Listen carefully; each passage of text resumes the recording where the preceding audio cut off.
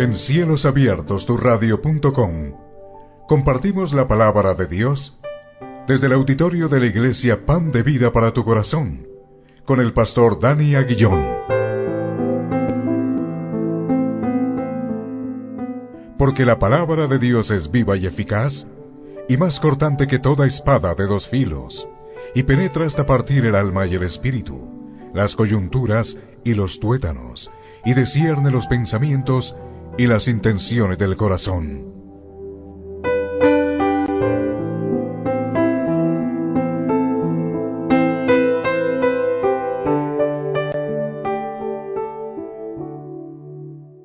Y vamos a ir a la palabra de Dios, a la epístola de Santiago. Por supuesto, vamos a continuar con Santiago, epístola de Santiago. Y hoy vamos a leer Santiago 1, versículo 2 y 4. Santiago 1, versículos 2 al 4. Es lo que vamos a tener hoy para poder compartir. El tema es gozo en la prueba, gozo en la prueba. Muy bien, quiero pedirles que por favor cuando tengamos nuestro pasaje bíblico, todos por favor me acompañen a leer la palabra de Dios. Porque qué hermoso es poder escucharnos los unos a los otros, el estar concentrados, atentos, receptivos, leyendo la palabra de Dios. Santiago 1, versículos 2 al 4. ¿Lo tenemos? Bueno, muy bien, vamos a leerlos todos. Dice así la palabra de Dios. Hermanos míos, tened por sumo gozo cuando os halléis en diversas pruebas, sabiendo que la prueba de vuestra fe produce paciencia. Mas tenga la paciencia su obra completa, para que seáis perfectos y cabales, sin que os falte cosa alguna. Bueno, muy bien. Antes de empezar a desarrollar este tema, quiero decirte que todos los seres humanos, absolutamente todos los seres humanos, sin excepción, tenemos pruebas. Todos los seres humanos. La situación es cómo y bajo qué actitud recibimos las pruebas que tiene la vida, porque todos tenemos pruebas. Podemos enunciar algunas. Tenemos pruebas en el campo familiar, cuando tenemos dificultades en pareja. Hay dificultades en pareja, la persona dice, ya no vivo más, nos vamos a separar. Hay una prueba. Hay dificultades cuando los hijos están en una situación rebelde. Hay dificultades cuando ellos no hacen caso. Hay dificultades cuando ellos toman unas decisiones en contravía de lo que dicen los padres. Y en ese momento mamá y papá, mamá empieza a sufrir, papá también empieza a sufrir. Hay también pruebas cuando tú tienes un trabajo estable y te dicen, oye, no hay más trabajo. Inmediatamente tú dices, ¿qué voy a hacer? ¿Qué va a ser de mi vida? ¿Qué va a ser de mi familia? ¿Qué va a ser de mis hijos? ¿No es cierto? Inmediatamente. Hay pruebas de toda índole. Mira este tipo de pruebas. Tú vas al médico y el médico te dice que tienes una enfermedad bastante delicada que posiblemente te puede llevar a la muerte. Si ves, hay un sinnúmero de pruebas. Y vamos a ver lo que nos dice aquí la palabra de Dios, porque quiero decirte algo. Pasamos por pruebas, estamos pasando por pruebas y pasaremos por pruebas. Eso es constante, eso es constante. Bueno, tomando el texto que estamos desarrollando en esta epístola de Santiago, dice la palabra de Dios en el versículo 2. Vamos a dejarlo ahí en el versículo 2 para poder generar unas preguntas que vamos a desarrollar en los siguientes minutos. Dice, hermanos míos, tened por sumo gozo cuando os halléis en diversas pruebas. Bueno, miremos estas preguntas. ¿A quién le gusta la prueba, no? Bueno, vamos a desarrollar qué dice la palabra de Dios frente a la prueba. ¿Cómo debe ser nuestra actitud frente a la prueba? ¿Qué produce la prueba en nuestra vida? ¿Y qué hace la prueba en nuestras vidas? Quiero repetirte estas preguntas. ¿A quién le gustan las pruebas? ¿Qué dice la palabra de Dios en las pruebas? ¿Cómo debe ser nuestra actitud frente a la prueba? ¿Qué produce la prueba en nuestras vidas? ¿Qué hace las pruebas en nuestras vidas? Uno es qué produce y otro qué hace. las pruebas. Bueno, lo primero que tengo que decir es que hay algo que se ha venido infiltrando en la iglesia desde hace mucho tiempo, y es algo que se conoce como el evangelio de la prosperidad. Eso es algo delicadísimo, algo que no está conforme a la palabra de Dios. ¿Por qué? Porque a ti te invitan a que vengas a Jesucristo y te dicen que absolutamente todo en tu vida va a cambiar. Eso no es así. Vamos a ver ahora varios pasajes bíblicos donde vamos a tener una ilustración con respecto a ello. Ese evangelio de la prosperidad te dice prácticamente: vas a tener casa, vas a tener carro y vas a tener beca. Nada en tu vida va a ser como antes. Vas a tener un camino lleno de rosas, vas a vivir completamente feliz. Y resulta que eso no es cierto, porque en el mundo en que estamos está viciado por la potestad del enemigo, viciado por unos corazones que no buscan de Dios, dice las Escrituras. Entonces, ese es el primer punto que tenemos que mirar, donde a uno le dicen: no, es que ven a Jesucristo y todo, absolutamente todo va a cambiar. No, nos tienen que decir: ven a Jesucristo, tú vas a ser cambiado, vas a tener un corazón diferente y vas a vivir, vas a pasar por pruebas, pero esas pruebas te van a fortalecer, te van a dar ánimo. ¿Sí? Es diferente el mensaje, ¿no? Es diferente el mensaje. Entonces, entendemos precisamente que las pruebas no le gustan al ser humano. Si preguntáramos a quién le gustan las pruebas, difícilmente una persona levantaría la mano, porque pasa momentos difíciles, pasa momentos donde su corazón es entristecido, pasa momentos donde derrama lágrimas, ¿no es cierto? Entonces, al ser humano no le gustan las pruebas. Por ello es que la gente se acerca a una iglesia a buscar de Dios cuando está en problemas, pero ¿realmente lo está haciendo con un corazón arrepentido? ¿Sí sabías que la mayoría de personas cuando están en problemas busca de Dios? Ahí es cuando busca de Dios, pero cuando está contento, cuando está alegre, cuando tiene trabajo, cuando hay unidad en la familia, busca de Dios. Estamos hablando de las personas en general, ¿no? Las personas en general. Entonces, esas personas en general no buscan a Dios, sino cuando están pasando dificultades. Así que vamos a mirar a través de la palabra 5 textos que nos van a indicar precisamente de las pruebas. Esto con el fin de que podamos entender que el evangelio en el cual nosotros creemos tiene esa característica, que si caminamos con Jesús vamos a pasar por pruebas. Miremos estos 5 textos rápidamente. El primero está en Primera de Pedro 4, 12, 13. Primera de Pedro 4, 12, 13. Ahí muy cerca de Santiago está este texto. Primera de Pedro 4, 12, 13. Y ponle mucha atención a estos textos, porque sabes que estos textos confirman que podremos pasar por pruebas. Hemos pasado por pruebas y podemos estar en estos momentos, alguno de los que está acá, viviendo una prueba.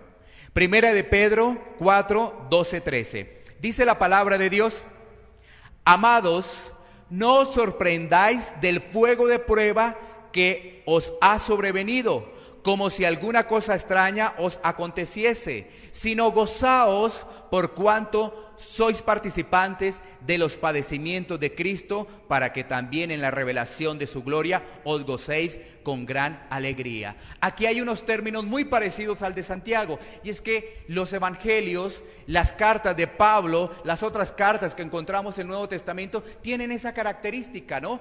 Que no nos sorprendamos si ha venido alguna prueba, más bien debemos estar gozosos. Mira que aquí también la palabra de Dios en Primera de Pedro dice algo muy parecido a Santiago. Debemos estar gozosos, dice ahí la palabra de Dios. Y mira que comienza el versículo 12 diciendo amados. Así que vamos a ir entendiendo que la persona que camina con el Señor, un auténtico y genuino cristiano, en esos momentos de prueba, a pesar de que venga mucha presión, tiene paz en su vida. Tiene paz en su vida. Claro, esto no se lo está diciendo a los inconversos, porque imagínate, esa gente le dirá a uno: es que estás loco. Ese evangelio, mejor dicho, te ha vuelto de una locura impresionante, porque ¿cómo en la prueba vas a estar gozoso? Eso es algo ilógico, ¿no es cierto? Sin embargo, la Biblia nos dice otra cosa, nos dice otra situación. Bueno, ahí tenemos ese texto. Miremos otro, por ejemplo, Romanos 8:35. Romanos 8:35. Todo esto también nos permite entender que ese evangelio de la prosperidad está dañando los corazones. Ese evangelio de la prosperidad hace que la gente solamente busque a Dios por el tema del bienestar, por el tema inclusive del dinero. Mira lo que dice Romanos 8:35. ¿Quién nos separará del amor de Cristo? ¿Tribulación, o angustia, o persecución, o hambre, o desnudez, o peligro, o espada? Démonos cuenta que ahí el apóstol Pablo está hablando ¿de qué? De tribulación. Y no solamente se queda con la tribulación, viene la palabra angustia, y no solamente se queda con la angustia, viene persecución, y no solamente viene la persecución, viene con hambre, es decir, necesidad, ¿no es cierto? Y también llega y dice desnudez. También dice peligro, de correr su vida, peligro prácticamente, y vemos muchos ítems, muchas características de que vivieron las personas, la iglesia primitiva en ese momento, ¿no? Por ejemplo, aquí en Colombia no hay una persecución así exagerada para el creyente. Hay ya una persecución, pero que uno diga exagerada, que no podemos salir a la calle a hablar de Cristo, pues bueno, gracias a Dios todavía eso no se ha dado, pero posiblemente podría llegar. Y aquí nos pone grandes ejemplos, no nos pone uno, nos pone varios ejemplos: tribulación, angustia, persecución, hambre, desnudez, peligro o espada. Por eso entendamos lo que dice el apóstol Pablo: todo lo puedo en Cristo que me fortalece, todo lo puedo en Él. Así esté pasando por estrechez, así esté pasando por una situación difícil, todo lo puedo en Él, porque ¿sabes qué? El apóstol Pablo tenía la mirada en Jesús. Miremos otro, Juan, Evangelio de Juan, capítulo 16, versículo 33. Juan 16, 33, donde nos dice la palabra de Dios: estas cosas os he hablado para que en mí tengáis paz. En el mundo tendréis aflicción, pero confía, yo he vencido al mundo. Un sinónimo de gozo es paz. Entonces, ¿qué dice Jesucristo ahí? Dice lo siguiente: estas cosas os he hablado para que en mí, es decir, en Cristo, tenemos que estar en Cristo, requisito indispensable. Si no estamos en Cristo, la prueba nos va a volver una nada. ¿Y sabes qué generalmente pasa? La gente regresa al mundo. Claro, porque se aguanta una, se aguanta dos, se aguanta 5, pero ya después no aguanta. Es que como me vendieron una cosa que no era, ¿no es cierto? Regresa al mundo. Entonces dice ahí: para que tengáis en mí paz, en mí tengáis paz. Nos dice, en el mundo, en este mundo donde estamos, ¿qué vamos a tener? Aflicción. Pero viene una promesa, dice: tranquilos, Jesús ha vencido el mundo. Y si nosotros estamos con Jesús, somos también parte de ese grupo. Somos más que vencedores, ¿no es cierto? Bueno, muy bien, sigamos. Son 5 textos. Todos estos textos tienen que ver con la prueba, para que saquemos de nuestra cabeza ese evangelio de la prosperidad. Tiene que salir ese evangelio de la prosperidad. Miremos Mateo capítulo 5, versículos 10 al 12. Mateo 5, versículos 10 al 12. Mira lo que dice, si ves, todo tiene que ver, bienaventurados, tiene que ver también con gozo. Alégrense, bienaventurados, alégrense. Puedes cambiar ahí, gócense. Puedes cambiar ahí, alégrense. Puedes cambiar esa palabra bienaventurados por bendecido eres. Las bienaventuranzas. Dice Mateo 5, 11, 12. Bienaventurados, es decir, felices sois cuando por mi causa, por la causa de Jesús, ¿no? os vituperen y os persigan, y digan toda clase de mal contra vosotros mintiendo. Gozaos y alegraos, porque vuestro galardón es grande en los cielos, porque así persiguieron a los profetas que fueron antes de nosotros. ¿Sí ves? Ahí nos habla también de persecución por llevar la palabra de Dios. Y en esos momentos cuando estamos llevando la palabra de Dios y somos rechazados, la gente se puede burlar de nosotros, es cuando viene la palabra de Dios a tu vida y dice, gozaos. Y eso inmediatamente te reconforta, eso inmediatamente te debe traer paz.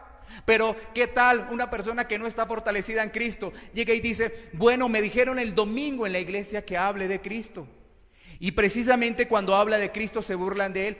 Esa persona dice, ¿sí ve? Yo no vuelvo a decir nada, más bien callo. Démonos cuenta lo que sucede con las personas, con nosotros los seres humanos. Y miremos el último de estos 5 pasajes que está en Lucas 17:1. Lucas 17:1, donde nos dice la palabra de Dios en Lucas 17:1. Dijo Jesús, ¿a quién? A sus discípulos. Date cuenta que es siempre discípulos, o sea, hijos de Dios. La única manera para nosotros gozarnos frente al problema es ser hijo de Dios. De lo contrario, no hay nada que hacer. Dice ahí, dijo Jesús a sus discípulos, imposible es que no vengan tropiezos, mas hay de aquel por quien vienen. Es imposible que no vengan tropiezos. ¿Sí ves? Dice imposible. O sea que no se puede que no. O sea, tú dices, Señor, no, que no venga, que no venga, que no venga, que no venga eso, Señor. La palabra de Dios dice imposible. ¿Qué tenemos que hacer? Tenemos que estar fortalecidos, fortalecidos. Así que vamos a desarrollar la pregunta, ¿no es cierto? Ahí estábamos viendo la primera y la segunda pregunta de alguna forma, porque estábamos hablando de que a la gente no le gustan las pruebas, la gente del mundo. Hemos hablado de qué dice Dios frente a las pruebas. Ahí resolvimos la segunda pregunta con 5 pasajes bíblicos. Ahora vamos con la otra. ¿Cómo debe ser nuestra actitud?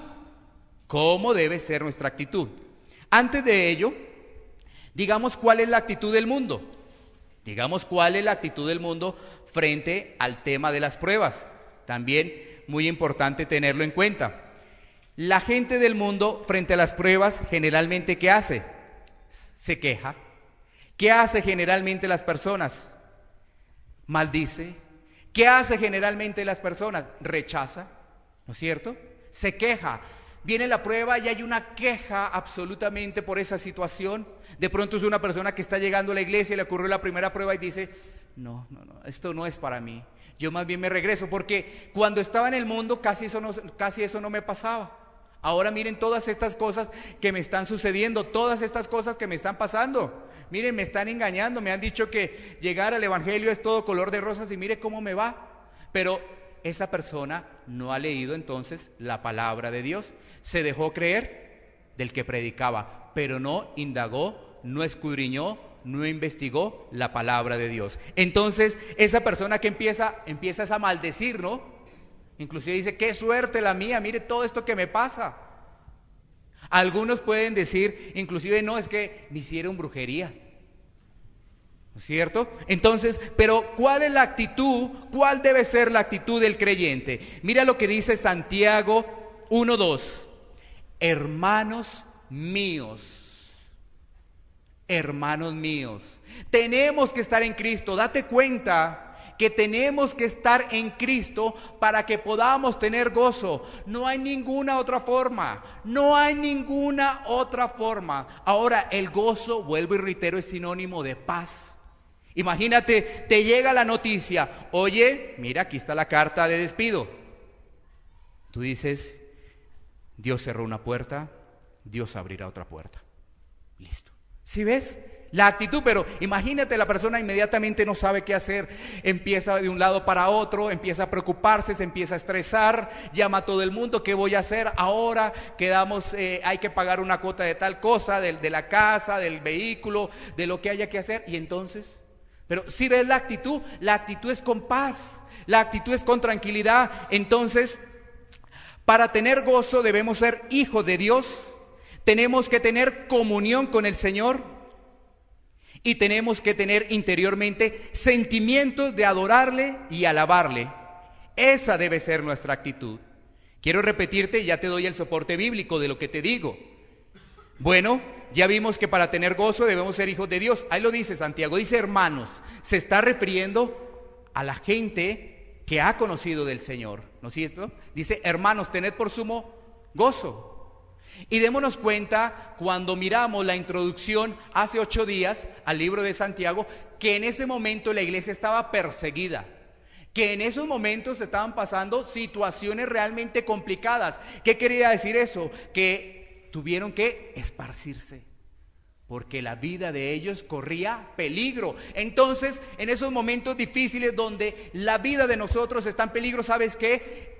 O en ese tiempo en la iglesia primitiva, ¿sabes qué? Santiago, el medio hermano de Jesús, dice, les ha venido una prueba, pero ¿saben qué? Confiemos en el Señor, tengamos gozo. Así que, bueno, el primer ítem es, debemos ser hijos de Dios. El segundo ítem es comunión en el Señor. Es que si no tenemos comunión con el Señor, no vamos a poder avanzar. Y el tercero es que dentro de nuestro corazón debe haber sentimiento de adorarle y alabarle. Imagínate, uno dice, oye, estás pasando por momentos difíciles, hay que adorar, hay que alabar al Señor. Ay, no puedo, que no puedo, no lo puedo hacer. Miremos los pasajes bíblicos. Salmos 16, 11. Salmos 16, 11. Para poderle dar soporte a esto que estamos diciendo, Salmos 16, 11, donde dice la palabra de Dios lo siguiente: me mostrarás la senda de la vida, en tu presencia hay plenitud de gozo, delicias a tu diestra para siempre. Mira lo que dice, en tu presencia, si ves, por eso te estoy hablando de comunión con el Señor. En tu presencia hay plenitud de gozo. En tu presencia. Entonces debemos tener esa comunión. Bueno, somos hijos de Dios. Al ser hijos de Dios, por supuesto que empieza a haber algo dentro de nosotros, a buscarle, a conocerle mucho más. Y eso produce dentro de nosotros una comunión. Y entonces cuando viene la prueba, pues podemos dar ese ejemplo que acabamos de señalar, ¿no? Estamos en el trabajo, nos llega la carta y tú dices, Dios cierra esta puerta, pero Dios tiene otra puerta para mi vida.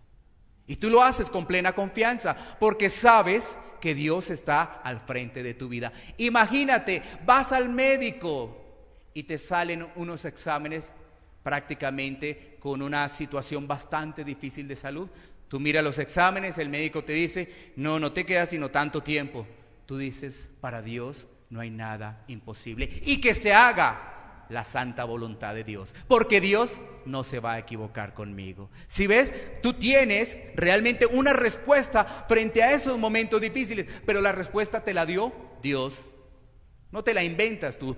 Tú dices lo que dice la palabra, ¿no? La palabra dice que lo que es imposible para el hombre es posible para Dios. Entonces, como tú ya te sabes la palabra, tú das la palabra, pero si tú no te la sabes, bueno, es porque quizás algunas circunstancias están pasando en tu vida que no te han permitido realmente reconocer que dependes plenamente de Jesucristo, Y el otro punto es ese sentimiento de adorarle y alabarle. Miremos qué nos dice Salmos 28, sigamos en Salmos 28. Versículo 7, Salmos 28, 7. Mira lo que dice Salmos 28, 7. Jehová es mi fortaleza y mi escudo. ¿Tú por qué crees que dice que el Señor es tu fortaleza y escudo? Es porque el salmista sabía que vienen problemas, ¿no? Sabía que hay que pasar por problemas. ¿Qué es escudo? Una protección. Ese escudo es una protección, ¿no es cierto? Dice, Jehová es mi fortaleza y mi escudo. Mira lo que dice, en Él confío mi corazón y fui ayudado. Por confiar en Jesucristo, tu corazón es ayudado. Y mira lo que dice, por lo que se gozó mi corazón y yo con mi cántico le alabaré. Generalmente cuando estamos pasando momentos difíciles, lo que menos buscamos es la palabra de Dios. Lo que menos buscamos es alabarle, porque a veces estamos pensando en, no, ¿qué va a ser de mí? ¿Qué me dijeron en el médico? Ahora mi esposo se va a ir, ahora mi esposa se va a ir. Y entonces nos olvidamos de alabar y glorificar a Dios, porque el problema nos consume, porque el problema nos está ganando la batalla, y nos olvidamos de herramientas, lineamientos, estrategias, de alguna forma, si lo podemos poner así, métodos que nos da la palabra de Dios para poder afrontar la prueba con paz, con tranquilidad, realmente con gozo. Ahora, esto no quiere decir que la persona esté en un problema y esté a carcajadas completas, ¿no? No, pues es que eso es complicado, ¿no? Pero estoy hablando de paz, estoy hablando de tranquilidad, y mira lo que va a producir esa prueba: paciencia, paciencia. Bueno, entonces, resolvamos la siguiente pregunta: ¿qué produce la prueba en nuestras vidas? ¿Qué produce la prueba en nuestras vidas?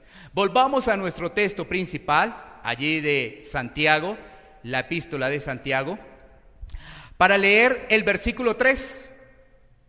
El versículo 3. Dice así la palabra de Dios: sabiendo que la prueba de vuestra fe produce paciencia. Si ves, vienen esos momentos difíciles y uno quiere que ya al otro día todo se haya arreglado, ¿no? Ya al otro día. Entonces tú podrás decir así, escuchando este mensaje, te sacaron del trabajo: ah, bueno, le escuché decir al pastor que si una puerta se cierra, otra se abre. Listo, esperas al otro día y al otro día no se abrió nada y dijo, ay, conmigo no fue, el pastor se equivocó. Y viene el problema para ti. ¿Sí ves? Entonces, aquí nos dice la palabra de Dios en el versículo 3 que la prueba de vuestra fe que produce paciencia. O sea que debemos caminar en esa paciencia, porque el Señor ahí es cuando empieza a trabajar con nosotros, donde nos está moldeando. Nos está moldeando esa figura de una vasija de barro que empieza a ser moldeada. ¿Cómo va a ser moldeada si todo lo quiere ya? Ya. Las bendiciones ya. El crecimiento de la palabra es que yo todo ya. Bueno, para eso tendrías que tomar un tiempo de leer la palabra, porque la palabra, bueno, tiene 66 libros, ¿no? Y no la puedes leer de un día para otro, porque hay que leerla con entendimiento. Entonces, para responder esa pregunta, pues es que llega la paciencia. En el mundo que tenemos, en el mundo afán, en el mundo malas decisiones. Entonces viene la prueba, afán. Ay, ya. Y entonces vas a un lugar donde no tenías que estar y después dices, ay, tomé mala decisión, no, esto no era, no era el trabajo, esto no era. Si ves, malas decisiones, porque no tomaste un tiempo de buscar a Dios. Entonces, miremos lo siguiente, miremos también dos pasajes bíblicos que nos ayudan también a ilustrar lo que estamos diciendo. Filipenses 4:4. ¿Cómo llega esa paciencia? Miremos Filipenses 4:4. Filipenses 4:4. Esa paciencia llega cuando en nuestro corazón hay paz, cuando en nuestro corazón hay regocijo. Mira lo que dice Filipenses 4:4. Regocijaos en el Señor, ¿qué? ¿Regocijaos en el Señor qué? Siempre, ¿no es cierto? No dice en ciertos momentos. Y nuevamente repite, otra vez digo, regocijaos. Si ves ahí el ítem, debemos estar en Cristo. Regocijaos en el Señor siempre. Otra vez digo, o sea, recalca. Otra vez digo, regocijaos. O sea que para que llegue esa paciencia, pues ¿qué tenemos que estar? Debemos tener el gozo de lo que decía Santiago. Por eso ahí va en orden. En el versículo 2 decía, hermanos, tened por sumo gozo cuando os halléis en diversas. O sea que las pruebas hay de todos los tamaños y de todos los colores, por decirlo de alguna forma, ¿no? Diversas. No dice, ten gozo cuando estés en una prueba que te va a venir por buscar a Jesucristo, te llega una prueba. Dice ahí, diversas. O sea que son bastantes. Vuelvo y digo, de todos los tamaños y de todos los colores. Bueno, entonces, para que llegue esa paciencia, ¿qué tiene que haber en nuestra vida? Tiene que haber en nuestra vida un corazón agradecido, un corazón que se regocija en el Señor. Somos agradecidos porque el trabajo que tenemos hoy, Dios nos lo dio. El trabajo que podemos tener mañana, Dios nos lo da. Es que no es por tu inteligencia, por tus estudios, porque tal y tal cosa, no. Es porque Dios le ha placido darte eso.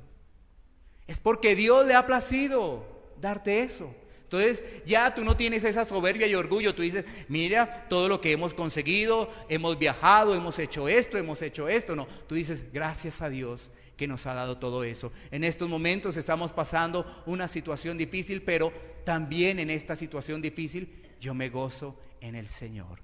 Me gozo en el Señor. Bueno, y el otro lo podemos tener, el otro versículo bíblico lo podemos tener en Romanos 8:28. Romanos 8:28. Romanos 8:28. Estamos hablando de la paciencia.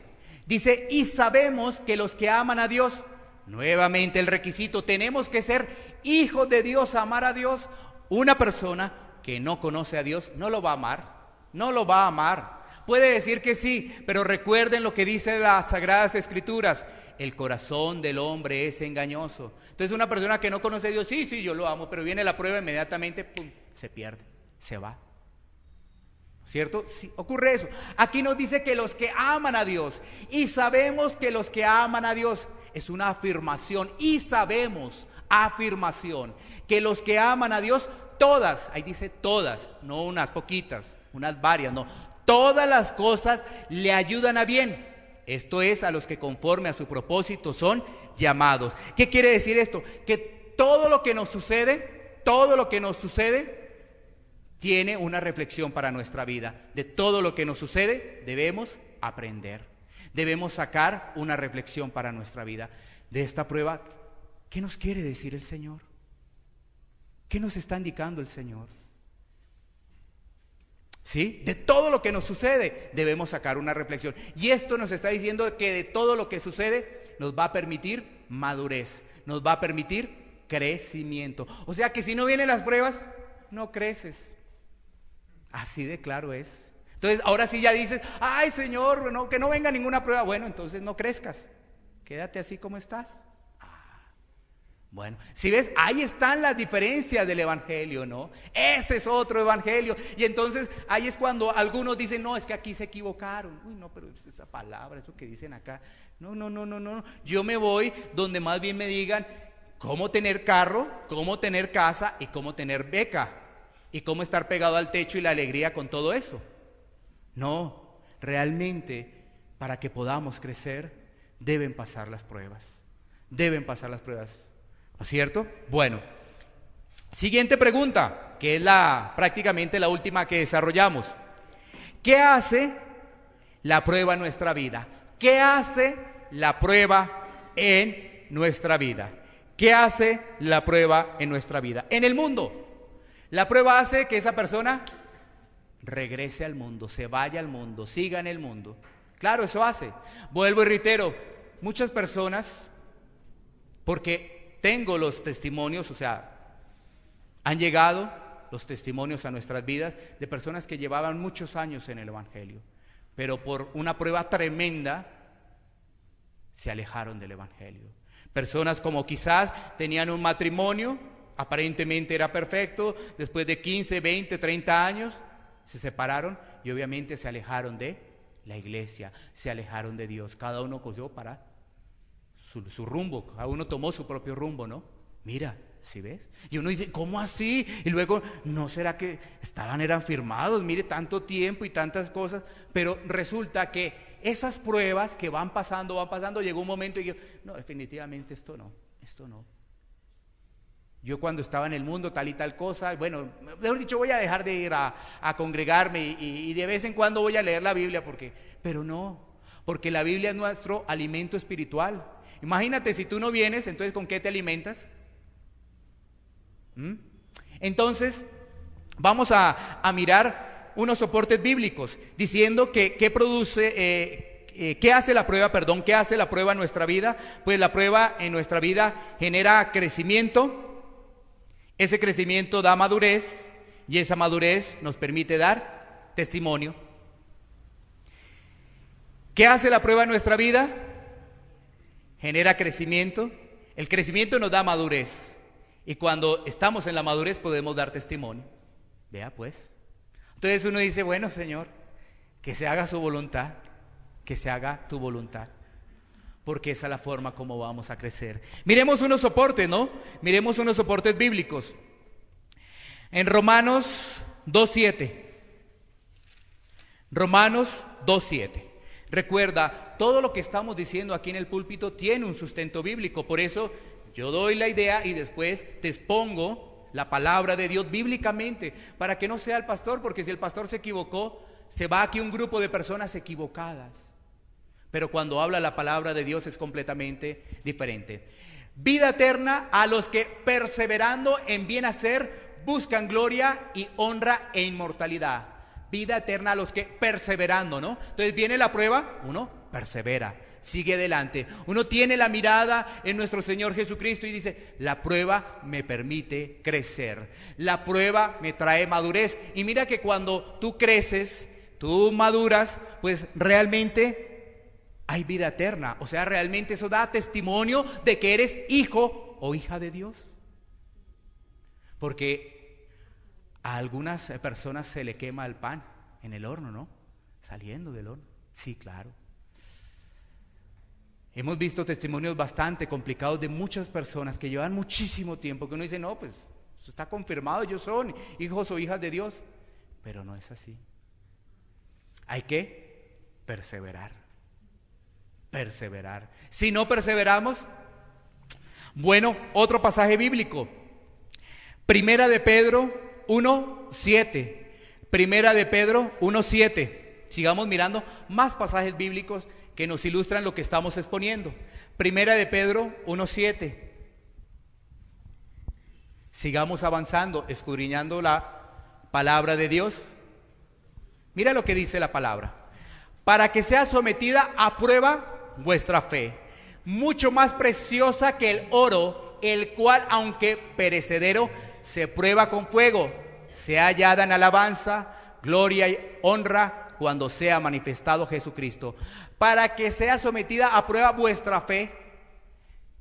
Eso el Señor también nos permite que esa prueba haya en nosotros ese crecimiento. Y aquí nos pone un ejemplo de un metal precioso, ¿no? Ese metal precioso es perecedero, ese metal precioso, pero se tiene que probar con fuego.